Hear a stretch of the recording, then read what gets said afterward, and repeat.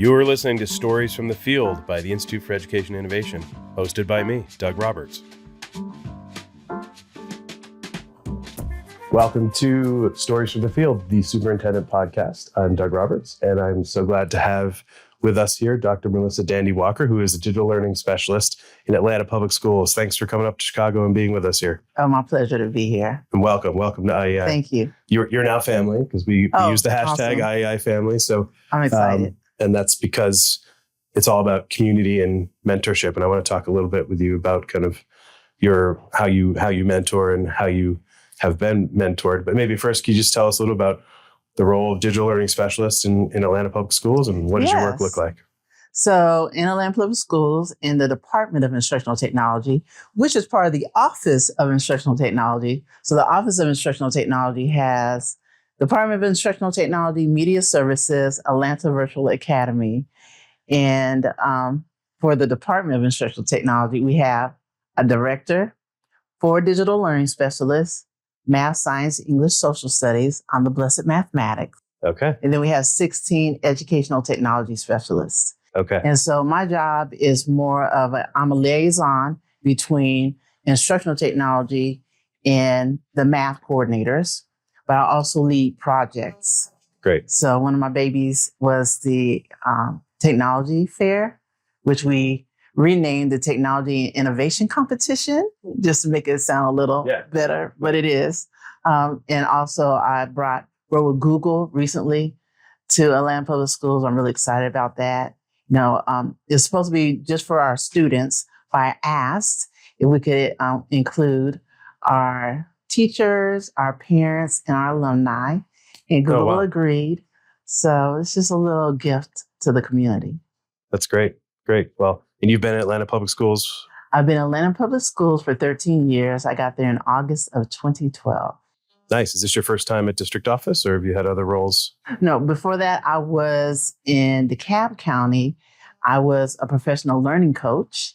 Okay. And then before that, I was the district's online math teacher for the entire district. Oh, wow. And before that, I was math department chair. And then, of course, before that, math teacher. Okay, great.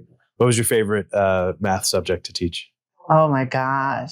And I don't know why the kids don't do well in geometry. And I love geometry. That was my favorite is so too, much fun. Yeah, making but shapes. But the kids don't test well in it. I just don't understand. Like statewide for Georgia, it's just not strong. Everywhere, right? Yeah. Okay. So you describe yourself as an educreative leader. What is that? Tell us more about what that means. So I think, to me, it's a little strange that I'm a numbers girl, but I'm also very creative. I'm in a department, if somebody needs a flyer, if they need a website, or if they need a thought partner, then they're going to come to me.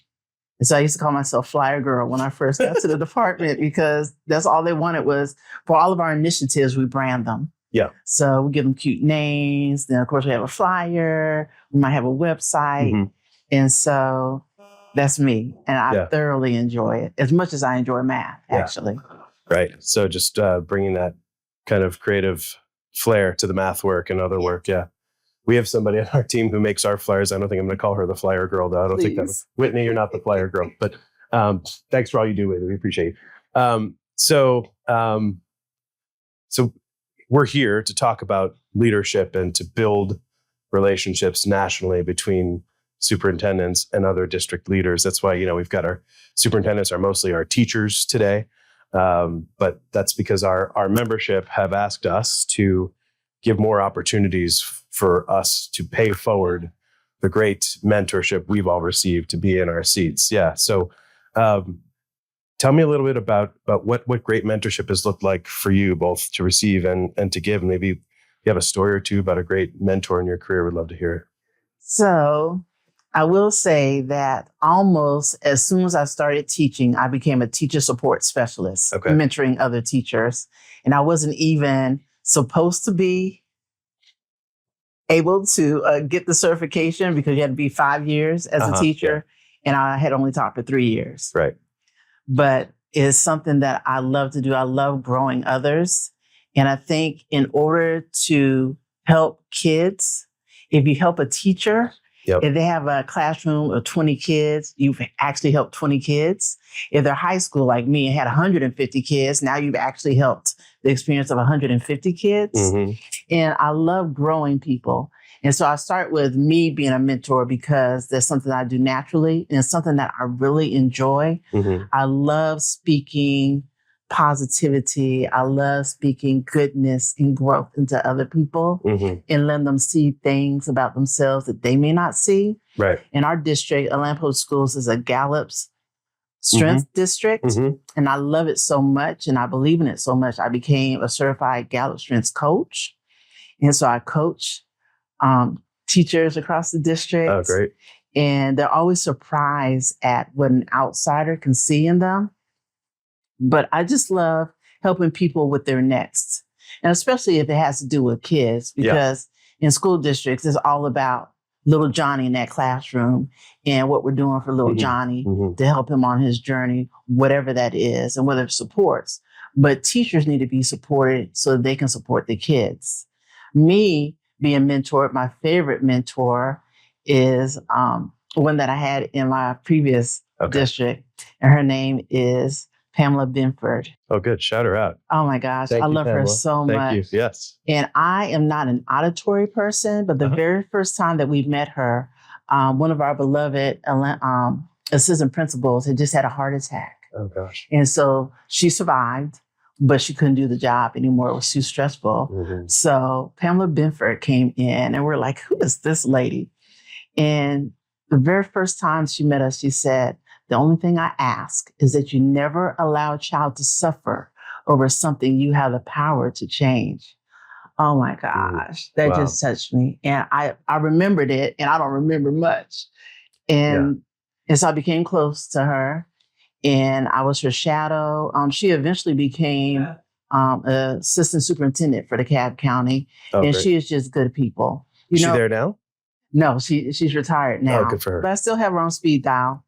Nice. And so a funny story with her is when Pluto was demoted. So with the planet? The planet. Yes. Can you believe it? Yeah, no, I can't. She called me early that morning. She said, you're the only person, you're my favorite nerd. You're the only person who would appreciate this. I was like, how could they do that to Pluto? I know. But we just had a close relationship and she is somebody that I can reach out to anytime. And it could be years since we've spoken. And it's just like yesterday when I pick up the phone and I speak with her. So how do you try to reflect Ms. Benford, Dr. Benford's work in your day-to-day? How does she kind of play a role for you? She's always like a little angel on my shoulder. She was always so positive. She was always looking for the good in people, but she held people accountable. Right. She would also grow people and she was just a good person. And so that's something that I like to emulate or try. Great. Good. One of the challenges we're all facing right now is we're losing really good people. Oh my gosh. From public education, right? It is. We've lost too many good people who were in the game because they love kids. Yep. And we're losing them for the wrong reasons. There's we cite this study all the time. The Rand Corporation did a study about, I guess it was now 2 years ago, looking specifically at superintendents leaving the job, and the most, by far the most off-cited reason for a superintendent leaving the job before his retirement is political issues, right? Mm-hmm. It's just the job is changing, just like the school is changing. The school is now a full service, sometimes medical social services type agency, right? And, the job to run the place is also changing. What are you seeing in Atlanta Public Schools? How are you and your colleagues trying to kind of help each other make sure that we stay here for these kids? So, a couple of things. Number one, we are a Clifton Gallup Strengths district. Mm-hmm. And what that means is we focus on what's good and what's right in people instead of focusing on their deficits or what's wrong with people. Mm-hmm. So when we get together, whether it's departments or even, we talk about our strengths amongst each other because, I'm a developer, which helps with the mentoring. Sure. That's something that's natural to me. but like I lead sessions in my department about Gallup strengths. We do things where people can reflect internally. We do things where we can work with partners that we never worked with before. Yep. We do group activities, Yeah. focusing on people's strengths, right? Yep. And now I learn more about me and my strengths, but I also learn about you and your strengths. Right. And what we learned is that it takes a village and it takes all of us. It takes different strengths for us to accomplish the goals that we need to do to accomplish with building up our teachers and also building up our kids. Now, we only do it with staff and with teachers. We don't do Gallup strengths with our kids. Yeah. Yeah. Right. And maybe that will be in the future. But the idea is that I understand my colleagues' strengths, so I try to work to them. Yes, Yeah. exactly. Okay. Yeah. And something that you might have frustrated you, it gives you another lens to view it through, right? It's not that it's wrong. Right. It's just that it's different from the way that you believe in the way that you operate. It's interesting too about schools and school organizations. We don't, on the private sector side, everybody has a built-in mentor, whether that person is meant to be a mentor or not. But right, you've got a team that you manage with 4 people on it. Right, schools are flat organizations, and what you talked about really is, in the business world, they'd call scaling. Like you're essentially, you all are trying to scale the mentorship across this wide organization, and large groups of adult professionals who care, trying to figure out how to work together as peers. We ask a lot of our schools in that way, but schools are not private sector organizations that have middle managers and all that stuff, right? So sounds like that's sort of, you're doing the public education version of that. And I love that about Atlanta Public Schools. Yeah. So in your role, digital learning specialist, what are you seeing in terms of, digital divide, inequity of access across the city? Like, are you all working on that? And what are you seeing? Yes, we are. We're currently actually looking for some grants so that we can get more access for our kids. We did a great job with COVID. Mm-hmm. We provided, that's when we went one-to-one. We weren't one-to-one before COVID. Wow. And we also worked with T-Mobile and Sprint to get devices so our kids could have Wi-Fi at home. And of course, now we don't have every child has a Chromebook, but we don't have the Wi-Fi for every child.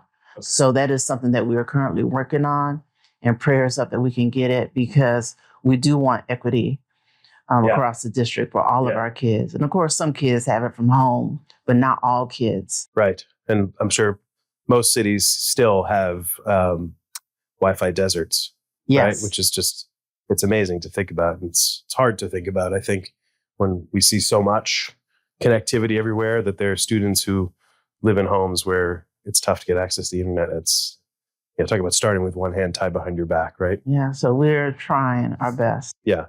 Did those kids get kind of special support at school? So different schools handle it different ways. Yeah. So of course they all have it at school, but some schools are now allowing kids to check out devices. Oh yeah. Mm-hmm. But of course not every school has that. Right. And of course they wouldn't have it for every student that needs it. Yeah. And just a dream and a wish that I have is, a program across the city where we'd have a special symbol, and I already have the symbol in mind, that when kids see it, they know that you're welcome here to do your homework. There's free Wi-Fi here for you. Yeah, right, great. So you're in parts sponsored here with Prodigy. Yeah, right. So I mean, it's our first time with them as well. Really excited to have them and you, and maybe you can give us a little preview of what you're going to be sharing out about your work with them.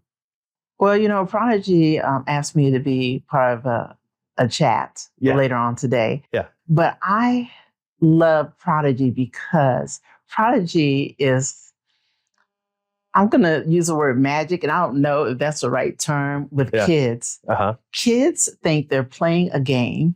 Right. And they are playing a game, right. But they're actually learning math. Yeah. And I had a parent with Public Broadcast Atlanta So I had a meeting with them, Mhm. and a lady came in because she knew I was a digital learning specialist. And she said, I've got to talk to you. I'm having a problem with my daughter.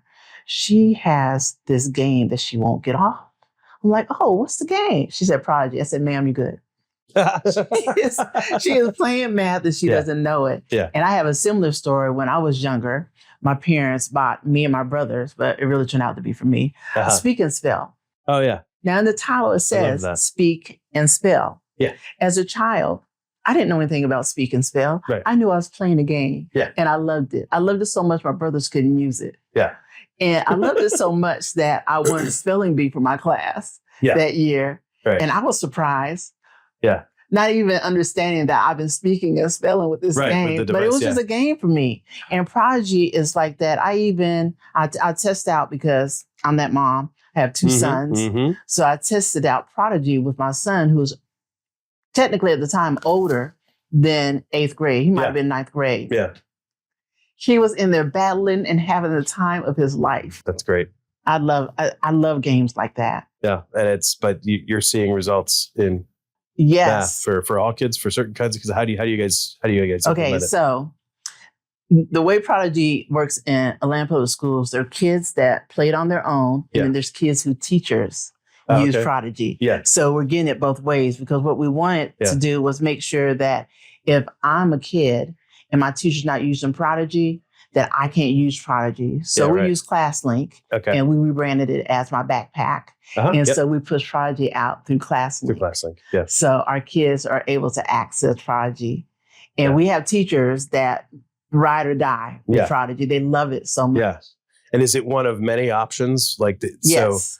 But are you identified as, hey, we need to get some sort of extra intervention for you? So it really depends on the teacher and how they're using it. Some of them use it as just, a resource that kids can use. They finish early or they really like the game. Yeah. Other teachers are intentionally using it, like targeted attention, and having the kids get on, take the pre-test, and pushing out different standards for the kids to practice. Okay, got it. So it works different ways. We also have in our district Minecraft. And Minecraft is the same thing as Prodigy with our kids. Right. Yeah.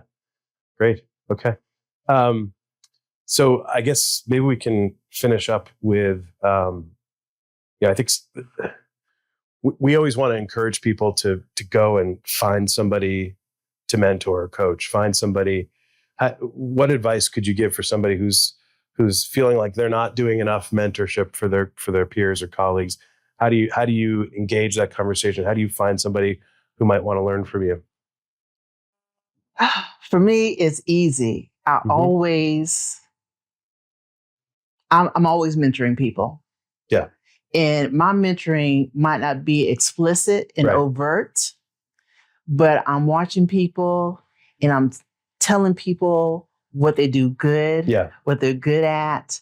If there's a promotion that I think that they should be looking out for, I think you would be perfect for this job. I've seen your skill set. I've seen the way you look at the standards. I see the way that you work with your teachers. I think that this would be a natural step for you. And I love it because sometimes people don't see it in themselves and they're surprised. And I love being able to show you your next or tell you something special about you that you might not even see. I think that if you just speak with people and you observe those that you work with, that you'll find somebody naturally that you can, even if you need a mentor yourself, you'll find someone that you can help. Right. We can all kind of coach each other. Look for strengths, look for your next. Those are the two big things I'm taking away from this conversation. Yes, so thanks for sitting down with me. I appreciate it. And thank you for the invite. Let's have a great conference together. Appreciate it. Thank you so much. Thank you. Thanks for listening. Subscribe and follow IEI for more stories at ieik12.com/podcast.